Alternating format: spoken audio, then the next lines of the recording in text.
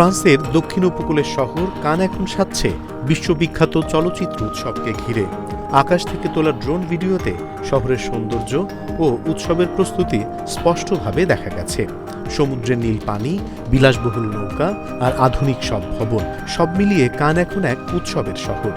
এই শহরেই শুরু হতে যাচ্ছে বিশ্বের অন্যতম মর্যাদাপূর্ণ কান ফিল্ম ফেস্টিভ্যালের ৭৯তম আসর।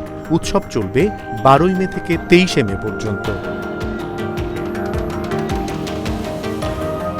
ড্রোন চিত্রে দেখা গেছে বিখ্যাত পালে দ্য ফেস্টিভ্যাল ভবন, যেখানে প্রতি বছর লাল গালিচায় হাঁটেন বিশ্বের নামি দামি তারকারা। এই স্থানটি এখন হয়ে উঠেছে উৎসবের মূল কেন্দ্র।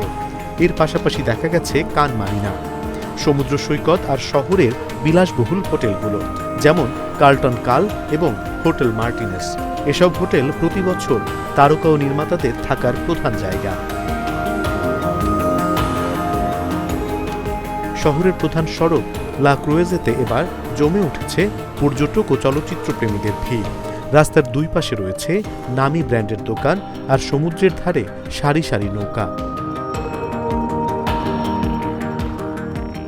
এবারের উদ্বোধনী অনুষ্ঠানের সঞ্চালকের দায়িত্বে থাকছেন ফরাসি অভিনেত্রী আই হায়দারা, আর প্রধান প্রতিযোগিতা বিভাগের জুরি বোর্ডের সভাপতির দায়িত্ব পালন করবেন দক্ষিণ কোরিয়ার খ্যাতিমান নির্মাতা পার্ক চ্যান-উক।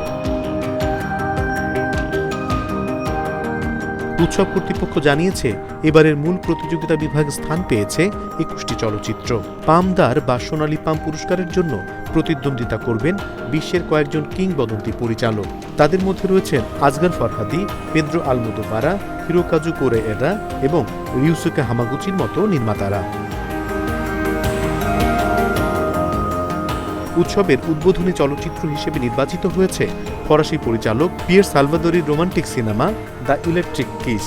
এছাড়া বিশেষ আকর্ষণ হিসেবে প্রিমিয়ার বিভাগে প্রদর্শিত হবে হলিউড তারকা জন ট্রাভোল্টার পরিচালনায় নির্মিত প্রথম চলচ্চিত্র propeller one way night coach. উৎসব চলাকালে চলচ্চিত্র প্রদর্শনী, বিশ্ব প্রিমিয়ার, সংবাদ সম্মেলন এবং আন্তর্জাতিক চলচ্চিত্র বাজার কার্যক্রম একযোগে চলবে।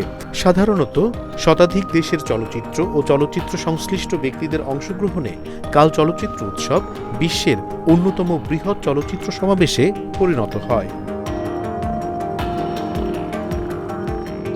এবারের আসরে কোনো নির্দিষ্ট প্রতিপাদ্য ঘোষণা করা হয়নি, তবে নতুন প্রজন্মের নির্মাতাদের অংশগ্রহণ, বিশ্ব সিনেমার ঐতিহ্য এবং নারী পুরুষ চলচ্চিত্রকারদের প্রতিনিধিত্ব বিশেষ গুরুত্ব পাচ্ছে। ডেনমার্কের পরিচালক নিকোলাস উইন্ডিং রেফন, যুক্তরাষ্ট্রের স্টিভেন সোডারবার্গ এবং রন হাওয়ার্ডও তাদের নতুন সিনেমা নিয়ে উৎসবে আসছেন। এতে উৎসবের আকর্ষণ আরও বেড়েছে। বিশ্বজুড়ে সিনেমা প্রেমীদের কাছে কান উৎসব শুধু একটি চলচ্চিত্র প্রদর্শনের জায়গা নয়, এটি ফ্যাশন, সংস্কৃতি ও তারকাদের মিলন মেলার এক বিশাল আয়োজন। তাই প্রতি বছর এই শহর ঘিরে তৈরি হয় আলাদা উত্তেজনা। আকাশ থেকে দেখা কান এখন যেন এক স্বপ্নের শহর। সিনেমা আর তারকাদের উপস্থিতিতে লিখবে এক নতুন উৎসবের গল্প।